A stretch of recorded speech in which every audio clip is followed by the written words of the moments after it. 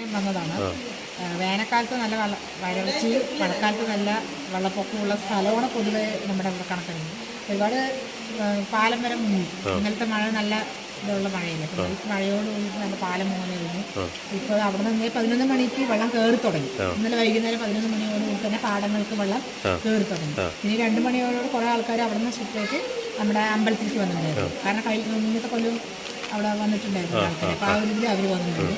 നമ്മളിവിടുത്തെ ആൺകുട്ടികളും ഈ വേക്ക കുട്ടികളും ഏട്ടന്മാരും എൻ്റെ ഹസ്ബൻഡും നമ്മളും ചേച്ചിമാരെല്ലാവരും കൂടെ നമുക്ക് അവർക്ക് രാവിലെ എണീറ്റ് ഞാൻ നേരത്തെ ഇവിടെ വന്ന് സ്കൂൾ ചാവിയൊക്കെ തുറന്നു ഇവിടെ തുറന്നു.